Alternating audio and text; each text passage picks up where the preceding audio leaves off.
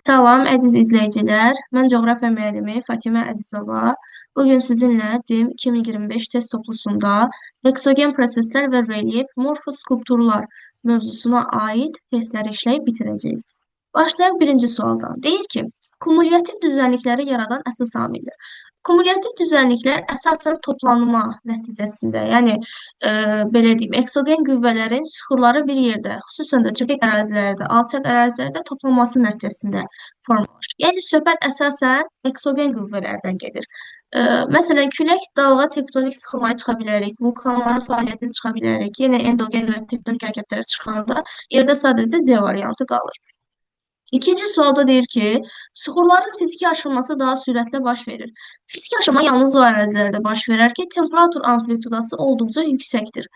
Bunu da biz səhralarda görürük. Xüsusən də səhralarda sutkalıq temperatur amplitudu çox yüksək olur. Bu nə deməkdir? Yəni gündüz və gecə arasındakı temperatur fərqi çox yüksəkdir. Fiziki aşınma süxurun istidən genişləməsi, soyuqdan isə sıxılması nəticəsində baş verir ki, bu prosesdə tez-tez baş verməlidir. Harda tez baş verir? Səhralarda. Ona görə biz cavab olaraq tropik səhraları götürəcəyik. Üçüncü suala keçirik. Deyir ki, Kars prosesləri dedikdə nə başa düşülür? Kars prosesləri nə idi? Yeraltı suların gördüyü iş. Yəni nə olacaq? Süxurların yeraltı sular tərəfindən yuyulması. Hansı süxurlar yuyulur, suda həll olur? Suda həll olan süxurlar, bu süxurlar hansılar idi? Gips, əhəngdaşı, duz və s. Daha sonra dördüncü sualdadır ki, dördüncü dövr buzlaşmasının daha çox rol oynadığı düzənlik. Dördüncü dövr buzlaşması əsasən qütbə yaxın olan ərazilərə təsir göstərmişdi. Bu düzənliklər içərisində də şimal qütbünə ən yaxın olan düzənlik Şərqi Avropa düzənliyi olacaq. 5. Səhralar üçün səciyyəvi olan relyef formaları. Səhralarda daha çox eol relyef formaları müşahidə olunur. Burada küləyin fəaliyyəti çünki çoxdur. Ona görə də eol relyef formalarını biz götürməliyik. Burada duyumlar, barxanlar və litrələrə aid ediləcək. 6-cı sual. Abraziya adlanır. Abraziya nədir? Dalğaların fəaliyyəti. Çay su hövzələrində dalğaların dağıdıcı fəaliyyəti abraziya adlanır. 7. Buzulların fəaliyyəti nəticəsində əmələ gələn relyef formaları. Troq dərələri, karlar, sirklər aiddir buzlaqların fəaliyyəti. Bundan əlavə buzlaqların fəaliyyəti nəticəsində moren, tirə və təpələri də əmələ gəlir. 8. Axar suların fəaliyyəti nəticəsində əmələ gələn relyef formaları. Axar suların yaratdığı relyef formaları, yəni axar su deyəndə əsasən çaylar nəzərdə tutulur da. Çaylar nələri yaradacaq? Məsələn, yarğan müvəqqəti axar sulardır. Barxanlar, səhralar küləyin fəaliyyəti nəticəsində səhralarda baş verir. Ondan sonra duyun da eol relyef formasıdır. Moren tirələri buzlağın gördüyü işdir. Və duyunlar dediyimiz kimi küləyin fəaliyyəti nəticəsində formalaşır, yəni deflyasiya nəticəsində. Çaya aiddir burada gətirmə konusları, estuarilər və çay deltaları cavab olacaq A variantı. 9-da deyir ki, alluvial düzənliklərin yaranmasının səbəbi alluvial çöküntülər çayların özü ilə bərabər gətirdiyi çöküntülərdir və bunlar əsasən ovalıqlarda, xüsusən də çayların çox olduğu ovalıqlarda toplanır. Cavab nə olacaq? Çay çöküntülərinin toplanması, yəni B variantı. 10. Moren təpə və tirələrin əmələ gəlməsinin səbəbi. Moren təpə və tirələr buzlaqların fəaliyyəti nəticəsində yaranır. Buzlaq akkumulyasiyası nəticəsində yaranır. Cavab olacaq burada buzlaqların fəaliyyəti. 11. Böyük səhrada fiziki aşınmanın güclü baş verməsinin səbəbi bayaq qeyd etdiyimiz kimi sutkalıq temperatur amplitudunun böyük olması. 12. Kanyonların əmələ gəlməsi üçün zəruri şərait. Bir ərazidə kanyon əmələ gəlməsi üçün çaylar suda həll olan, su keçirən süxurları yuyub aparmalıdır. Kanyonlar daha çox yumuşaq süxurların olduğu ərazidə geniş yayılır. Məsələn, qədim kristallik süxur və platforma xeyr. Relyefin çox meyilli olması bəli. Çünki kanyonlar əsasən dağlarda, dağlıq ərazilərdə meydana gəlir və dediyimiz kimi asan yulan süxurlar olmalıdır ki, o süxurların yuyulması nəticəsində dərin dərələr, yəni kanyonlar yaransın. Cavab olacaq B variantı. 13-də buzlaq relyef formalarını bizdən istəyir. Buzlaq relyef formalarına aid nələr? Troq dərələri, digər adı ilə təknəvari dərələr, karlar, sirklər, moren tirə və təpələri. Bu da hansı varianta uyğun gəlir? A variantına. Məsələn, burada deyək ki, meandrlar, təpələr, terraslar, qobları, yaylaları, ovalıqları, yarğanları çıxanda zaten cavab çıxır. 14-də deyir ki, akkumulyativ relyef formaları. Akkumulyativ relyef formaları toplanma nəticəsində formalaşan relyef formalardır. Yəni, yaradıcı relyef formaları. Yaradıcı olanları götürmək, dağıdıcıları çıxırsınız. Məsələn, yarğan dağıdıcı relyef formasıdır. Meandr dağıdıcıdır. Deyək ki, məsələn, qobular dağıdıcı relyef formasıdır. Yarğan, terras dağıdıcı. Delta gətirmə konusu, oraya təpələri olacaq yaradıcı relyef forması. 15-də deyir ki, eksorasiya adlanır. Eksorasiya nə idi? Buzlaqların dağıdıcı fəaliyyəti. Yaradıcı fəaliyyəti isə buzlaq akkumulyasiyasıdır. 16. Deflyasiya və eksorasiya nəticəsində yaranan relyef formalarının mövcud olduğu müvafiq ərazilər. Deflyasiya olacaq harda? Səhralarda. Çünki deflyasiya küləyin fəaliyyətidir. Küləyin fəaliyyəti də əsasən müşahidə edilir səhralarda. Deməli, birinci variantı səhralara uyğun gəlməlidir. İkincisi eksorasiyadır. Eksorasiya əsasən buzlaqların gördüyü işdir və buzlaq təsiri harda olacaq? Təbii ki də 4-cü dövr buzlaşmasının baş verdiyi ərazidə bu da götürüləcək, nəzərə alınacaq. Deməli, deflyasiya Şərqi Avropa olmaz və yaxud da mərkəzi düzənliklər olmaz. Eksorasiya isə, məsələn, Gobi səhrası və yaxud da Amazon ovalığı olmaz. Yerdə nə qalır? Liviya səhrası və Şərqi Avropa düzənliyi. Daha sonra 17-ci sual. Su eroziyasının ən çox yayıldığı ərazilər. Su eroziyası harda çox olacaq? Təbii ki də rütubətli ərazilərdir. Ona görə biz quraq olan əraziləri çıxmalıyıq. Məsələn, Ərəbistan quraqdır və yaxud da Afrika şimalı quraqdır. Avstraliyanın mərkəzi quraqdır. Turan ovalığı quraqdır. Yerdə qalır Cənub-Şərqi Asiya, Konqo və Amazoniya çayları özələri. 18. Eksogen mənşəli relyef formaları. Eksogen mənşəli relyef formaları xarici qüvvələrin yaratdığı relyef formalardır. Yəni, məsələn, daxili qüvvələrin, endogen qüvvələrin yaratdığı relyef formalarını, vulkan kraterlərinin sinklinaları, ardıca yenə vulkan kraterlərini, antiklinalar çıxanda cavab zaten çıxır. Morentirələr, gətirmə konuslar. Morentirə buzlağın gördüyü işdir. Gətirmə konusları çayların gördüyü işdir. Karlar yenə buzlağın dağıdıcı fəaliyyəti nəticəsində yaranır. Duyumlar isə küləyin fəaliyyəti nəticəsində yaranır. 19. Küləyin fəaliyyəti adlanır nə? Təbii ki də deflyasiya. Çünki akkumulyasiya toplanma, abraziya dalğanın fəaliyyəti, eksorasiya buzlaqların fəaliyyəti, səhralaşma quraqlıq nəticəsində olur. Yəni küləyin fəaliyyəti nəticəsində deyil. 20. Aşırma məhsullarının bir yerdən başqa yerə aparılması. Aparılma nədir? Denudasiya. Akkumulyasiya isə toplanma deməkdir. 21. Geomorfoloji xəritədə təsvir olunur. Geomorfoloji xəritədə relyef vahidləri təsvir olunur. Çünki geomorfologiya elmi biz dedik, relyef öyrənir. Və bu xəritələrdə adətən relyefin təsvirində istifadə edilir, yəni relyef formaları. Yarğan inkişafı son mərhələsində nəyə çevrilir? Təbii ki də qobuya. Öncə şırım yaranır, ardıca yarğan, ən sonda isə qobu. 23. Hamar relyefə malik səthi qalın çökmə süxurlarla örtülmüş relyef forması. Hamar olmalıdır və çökmə süxurlarla zəngin olmalıdır. Nə? Təbii ki də ovalıqlar. Eyler-Venn diaqramına əsasən uyğun bənləri müəyyən edin. Kanyon və meandr qeyd edilib. Dağ çaylarının yumşaq əhəngdaşı süxurların kəsib keçən hissəsində yaranır. Dağ çaylarının yumşaq süxurlar, təbii ki, söhbət kanyona gedəcək. Çay özünə yeni yataq yaratdıqda axmaz gölə çevrilir. Nə? Təbii ki də meandr. Eroziya prosesi nəticəsində yaranır. Hər ikisi də çay eroziyasına aiddir. Yəni C hər ikisinə aid olacaq. Daha sonra B. D daha doğrusu. Meylin çox olduğu ərazilərdə ensiz dərin dərələrdir. Söhbət kanyonlardan gedir. Və Y fikrinə baxırıq. Deyir ki, Kür çayının aşağı axarlarında, Kür çayının aşağı axarlarında, yəni düzənlik hissələrdə təbii ki də meandrlar formalaşacaq. Ona görə də Y meandra aiddir. A, D, B, Y. A, D, B, Y, C olacaq C variantı. 25-ci sual. Eyler-Venn diaqramına əsasən uyğun bənləri müəyyən edin. Barxanlar və sirklər. Mikrorelyef formaları. Həm barxanlar, həm də sirklər kiçik, yəni mikrorelyef formalardır. Ona görə bu gedəcək A oxşar cəhət kimi. İyul prosesi nəticəsində yaranır nə? Təbii ki də küləyin fəaliyyəti nəticəsində barxan yaranır. Xarici qüvvələrin təsiri, hər ikisi də xarici qüvvələrin təsiri nəticəsində yaranmışdır. Daha sonra eksorasiya prosesi, təbii ki nə olacaq? Sirklər. Bu gedəcək D. 2-yə. Əsasən səhralarda formalaşır. Təbii ki də barxanlar əsasən səhralarda formalaşır. B, Y, D, A, C şəklində olacaq. B, Y, D, A, C. D variantı. 26. Yarğanlara aid olan əlamətləri müəyyən edin. Yarğanlar quraq ərazilərdə müvəqqəti axar suların yaratdığı relyef forması idi. Deməli, quraq ərazi olmalıdır. Məsələn, rütubətli iqlimdə formalaşmayacaq. Müvəqqəti axarın dağıdıcı fəaliyyəti nəticəsində formalaşır. Daimi deyil, qətiyyən müvəqqəti axar olmalıdır. Ondan sonra dağ yamaclarının meyilli sahələrdə daha sürətlə inkişaf edirlər. Bəli, düzdür. Endogen deyil, eksogen mənşəli relyef formalardırlar və yarğan inkişafının son mərhələsində bəli qobuya çevrilir. Cavab bizdə olacaq 2, 4 və 6 C variantı. 27. Eksorasiya nəticəsində əmələ gələn relyef formaları.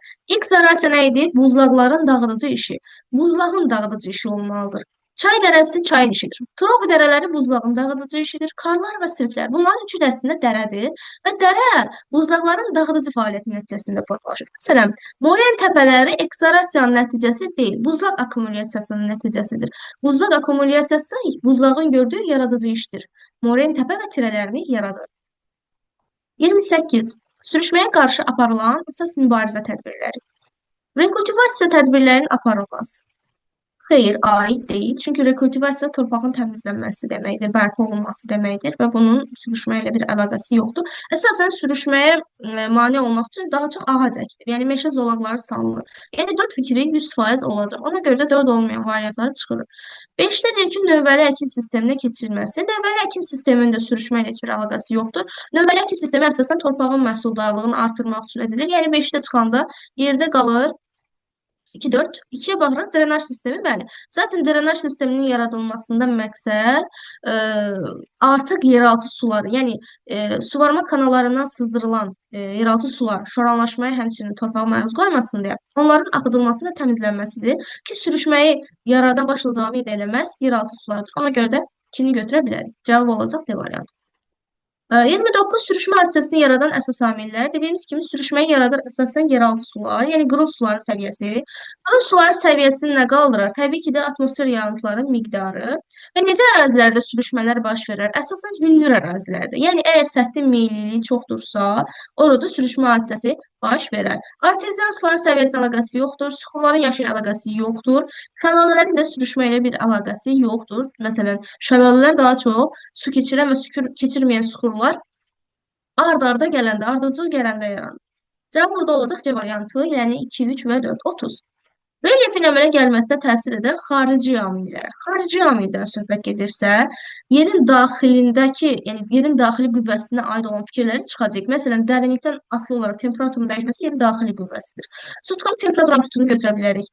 Faal antropogen amil, yəni insan təsiri. İnsan da bir növ xarici amildir. Sərt suları, təbii ki, sərt suları da ayrı edilərək, bu da xarici amildir. Amma litosfer havaların hərəkəti yerin daxili qüvvəsi, yəni endogen qüvvələrin tərəfindən gerçəkləşir.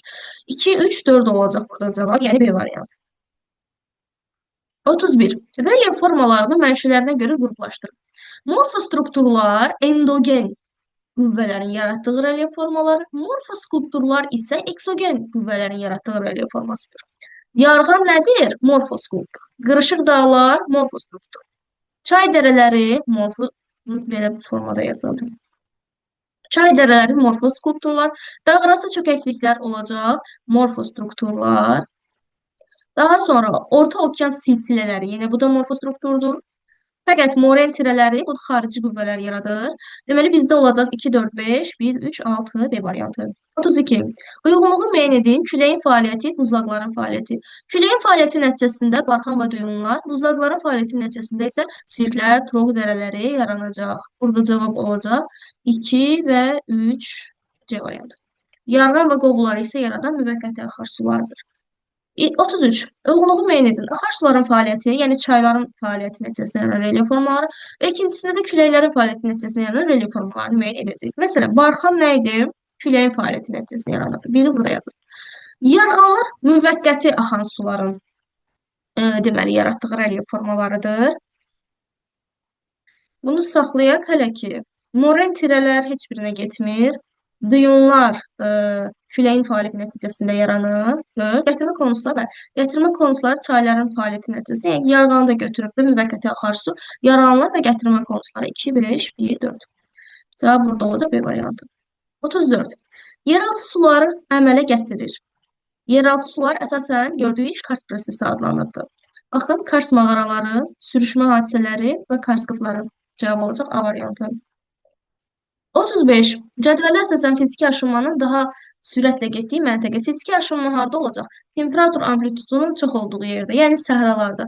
Qısaca gecə ilə gündüz arasındakı temperatur fərqi çox olanda orada fiziki aşınma baş verəcək. Burada da baxırıq hansında fərq çoxdur. Ən çox fərq 3-cü məntəqədədir. Ona görə də cavab olacaq D variantı.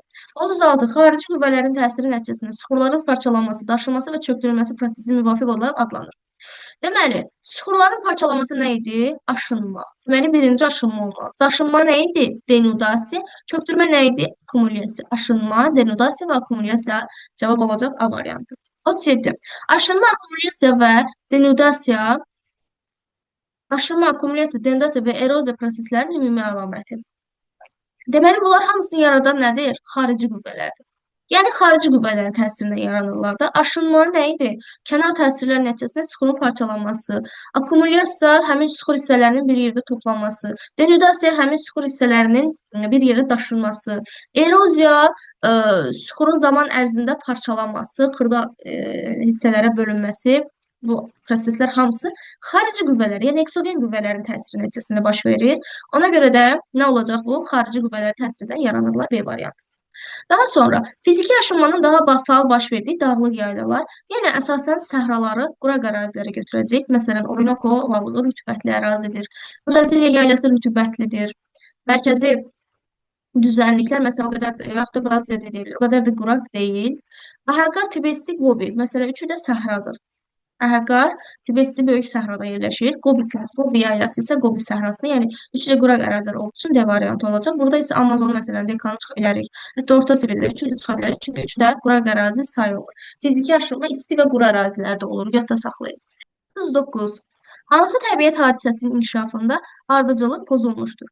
Morin tirələrinin yaranması, eksorasiya sonra sirklərin yaranması. Amma bu düzgün deyil. Çünki birinci eksorasiya prosesi baş verəcək. Sirklər yaranacaq və ən nəhayətində həmin süxurların bir yerdə toplanmasından morin tirələr yaranacaq. Yəni bu variantında zaten ilk ardıcıllıq pozulmuşdur. 40. Hansı təbiət hadisəsinin inkişafında ardıcıllıq düzgün verilmişdir?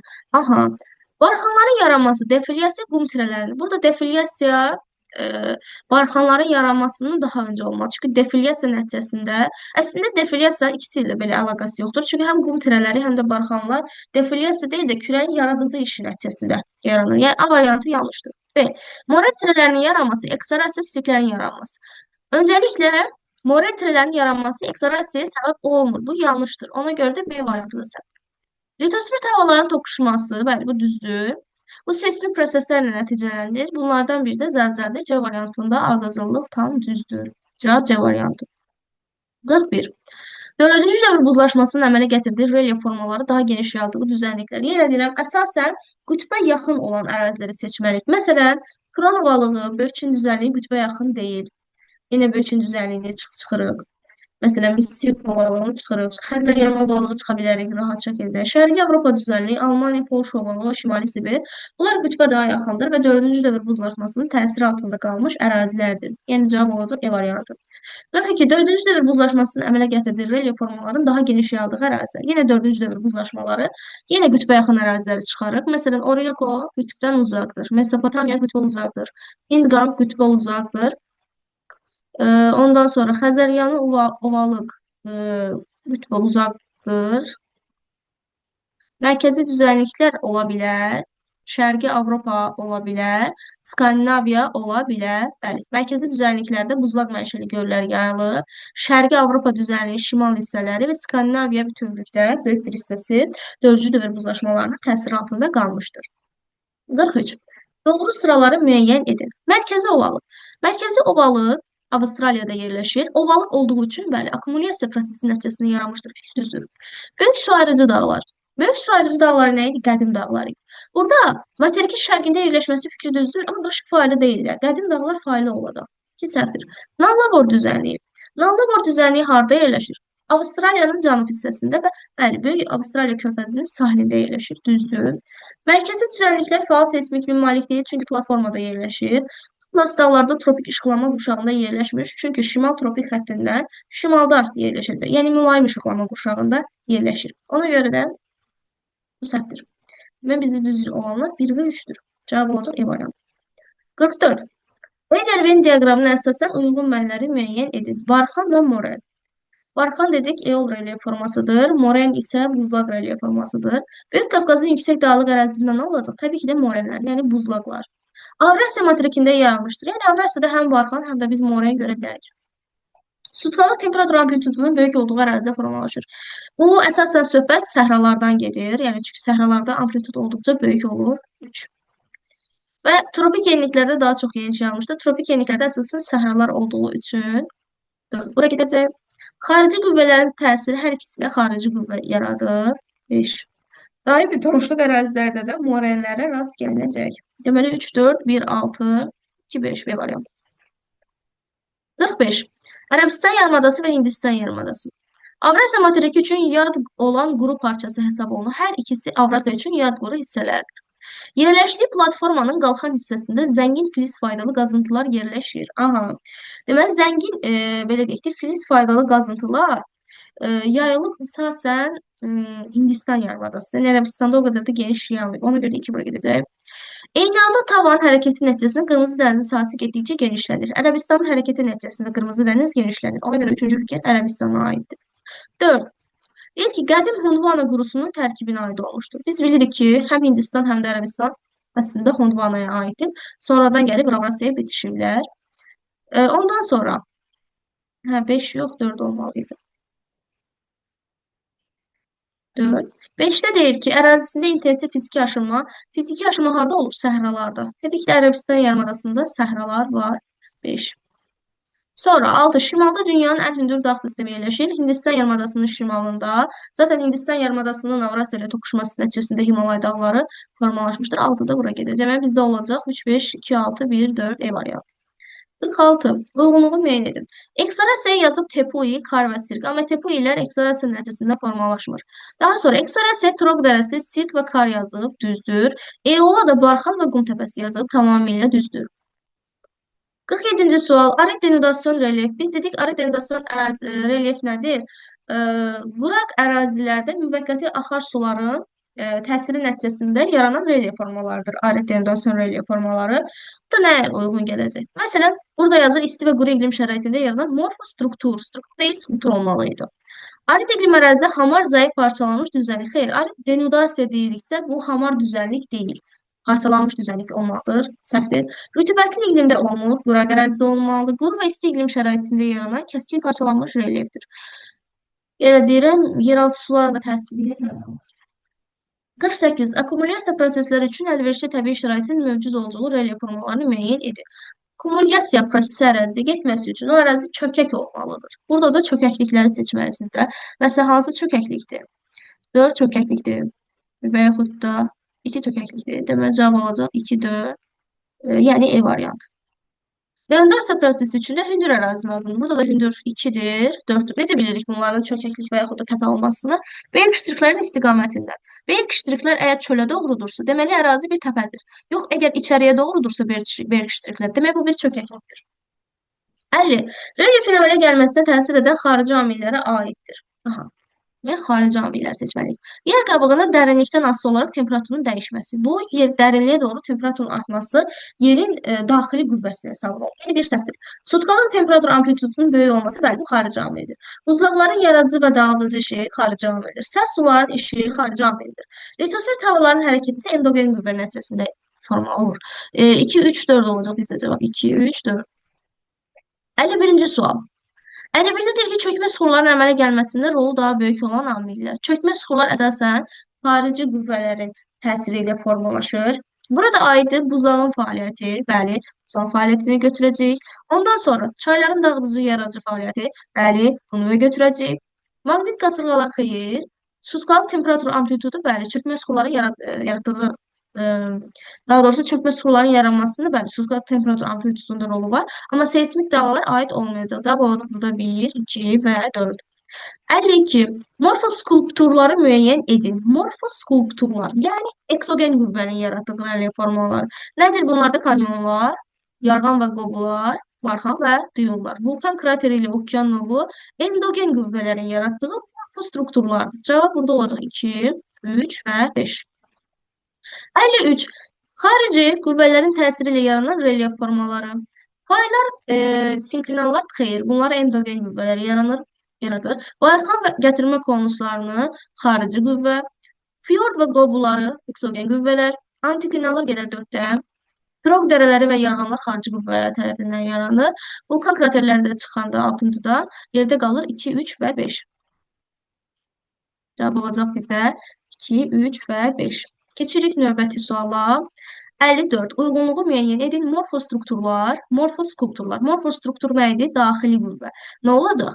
Qırışıq dağlar, bir. Ondan sonra dağ arası çökəkliklər. Bunları yaradacaq daxili qüvvələr. Morfoskulpturlar, yəni xarici qüvvələrin yaratdığı relyef forması isə yarğan və qobular, sürüşmələr və bunun nəticəsində yaranan relyef formaları və təbii ki də buzaqların fəaliyyəti nəticəsində yaranan moren, tirə və təpələri. 5. Uyğunluğu müəyyən edin. Eksogen, endogen.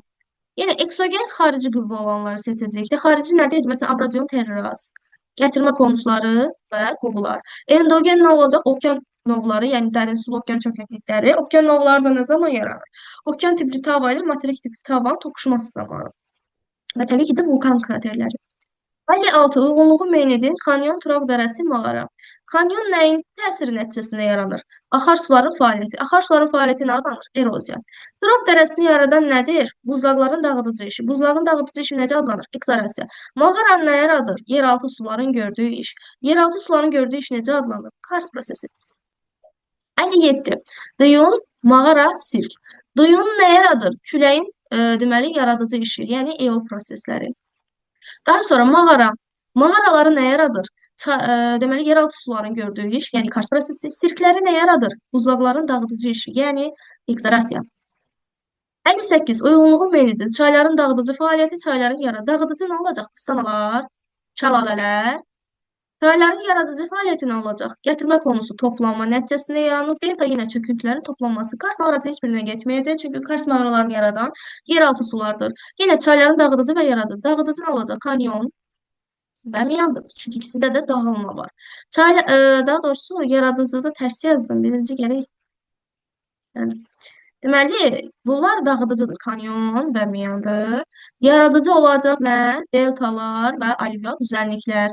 Karlar isə buzaqların fəaliyyəti olduğu üçün getməyəcək. Və 60-cı sualda eksorasiya nədir? Buzlaqların gördüyü iş. Buzlaqların gördüyü işə nələr aiddir? Təbii ki də təknəvaridələr. Çay eroziyası, çayın gördüyü iş, axar suların gördüyü iş. Nə yaradır axar sular? Məsələn, terrasları yaradır. Adicə kanyonlar yaradır. Kars prosesi isə mağaralar yaradır. Burada isə abrazion düzənliklər heç birinə uyğun gəlməyəcək. Çünki bunu yaradan dalğaların fəaliyyətidir, yəni abraziyadır. Testlərimiz bu qədər. Ümid edirəm ki, video sizə yardımcı olmuştur, işinizə yaramışdır. Bu tipli videoların daha çox gəlməsi üçün videonu bəyənib kanala abunə olmağı unutmayın. Video haqqında fikir və iradlarınızı şərh bölməsində bildirə bilərsiniz. Çox sağ olun, təşəkkür edirəm.